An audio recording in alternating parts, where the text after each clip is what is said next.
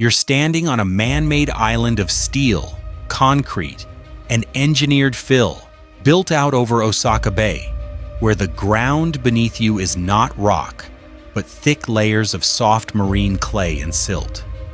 The surface looks permanent: runways, terminals, lights, service roads. But under the asphalt, the island is sitting on material that behaves like a slow, saturated sponge. Around you stretches nothing but open water. In typhoon season, winds can turn the bay into a moving wall of spray, and waves can keep hammering the shoreline defenses for hours. And deep below, the seabed keeps doing what soft clay always does when you load it with impossible weight. It compresses, millimeter by millimeter, year after year. This is Kansai International Airport. It opened in 1994 with a problem engineers could predict, but could never truly erase. The island would keep settling. The question was never, will it sink? The question was, can you keep an airport alive on a surface that refuses to stay still? Kansai exists because the region ran out of land. The airport needed space, and the city couldn't give it. So engineers went to the sea. On paper, the idea sounded simple: reclaim land, place enormous fill, and pave runways on top. But the real fight wasn't above the waterline. The real fight was underground. Osaka Bay behaves like a long-running sediment trap. Over time, rivers carried fine particles into the bay: silt, clay, organic matter, layer after layer, slowly stacking into deposits that are weak, waterlogged, and highly compressible. That matters because clay doesn't fail fast like brittle rock. It fails slowly. Under load, it changes shape as water escapes from microscopic pores, a process called consolidation settlement. Consolidation is deceptively calm. Nothing explodes. Nothing breaks in a single moment. Instead, the ground quietly loses thickness. The pore water pressure rises, then bleeds off. The soil skeleton tightens, and the surface moves down, sometimes evenly, sometimes not. And that second part is the nightmare. If the island settles unevenly, runways can deform, pavement can crack, terminal floors can drift out of level, and underground systems, drainage, electrical corridors, fuel and service lines, can be forced to follow a surface that's slowly warping. In an airport, slightly uneven isn't cosmetic. It becomes operational. It becomes safety. Engineers knew that from the start, and they built anyway, because the alternative was abandoning the project completely. Kansai wasn't the first place to face this physics. Other artificial island airports have wrestled with similar settlement and stabilization issues, including Hong Kong's Chek Lap Kok and Japan's Chubu Centraire. The lesson is brutal. You don't get to ignore soft seabed. You either make settlement predictable, or you inherit it as a permanent emergency. To build the island, crews needed an enormous volume of fill, on the scale of hundreds of millions of cubic meters, to create a platform high enough for runways and storm protection. Dredgers and barges worked for years, moving sand, rock, and engineered material to the site. Hydraulic pumps pushed slurry through pipelines. Loads were placed deliberately, in stages, because dumping everything at once would have been like dropping a skyscraper onto wet clay. But even staged loading has a dark side. As the island grows upward, it also begins to sink under its own weight. It's not a metaphor, it's a measurement. The moment the first major layers of fill press down, the soft layers beneath begin to compress, and the island starts its long descent, right while it's still being built. So the island wasn't just constructed, it was managed. Engineers placed a sand blanket to help distribute load and improve drainage pathways near the surface.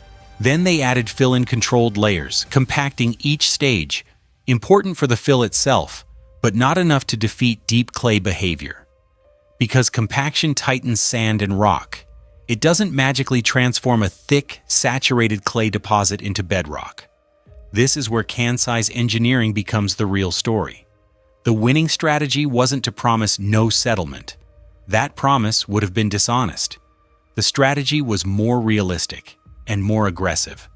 Force most of the settlement to happen early, before the airport entered full operation, and keep the rest measurable, correctable, and slow. That approach is preloading combined with vertical drains. Preloading means deliberately adding extra temporary weight, sometimes more than the final design load, so the soft layers compress sooner. It's counterintuitive. You build a heavier version of the future island on purpose, so the ground gets it out of its system while you're still in the construction phase. But clay is a terrible highway for water. Without help, consolidation can take decades, because pore water has to travel slowly through dense, low permeability material. That's where vertical drains change the rules. Drains act like shortcuts, engineered paths that let water escape faster, so pore pressure dissipates sooner, and the soil skeleton tightens on a human timetable rather than a geologic one. At Kansai, engineers installed roughly 1 million sand drains, vertical drains across the site, turning slow settlement into something that could be planned, monitored, and scheduled. The preload stayed long enough to squeeze out water and drive major consolidation earlier.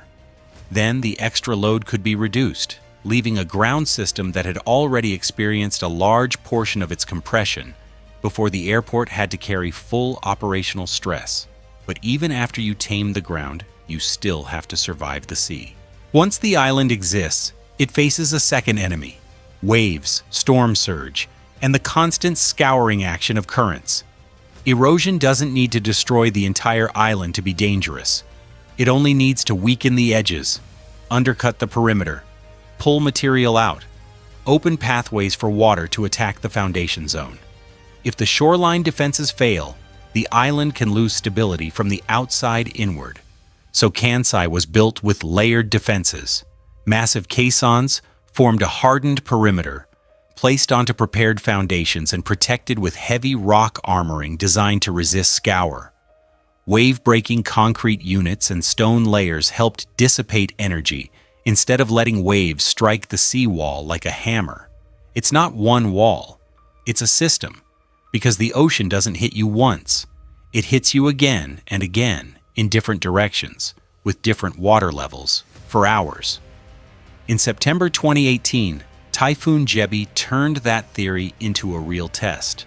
Storm surge flooded parts of the airport, and a tanker broke loose and collided with the bridge linking the island to the mainland, cutting access and forcing closures.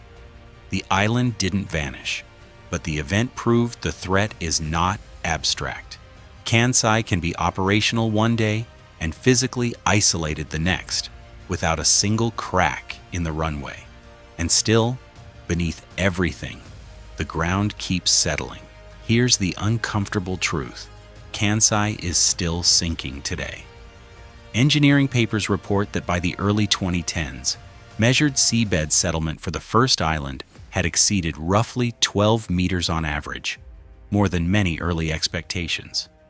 Rates have slowed over time, but settlement has not cleanly stopped, and long-term management remains part of the deal. That's why this airport isn't just built, it's maintained like a living structure. Parts of the terminal system can be re-leveled over time. Crews monitor elevations and correct uneven changes so floors, connections, and critical alignments stay within tolerance.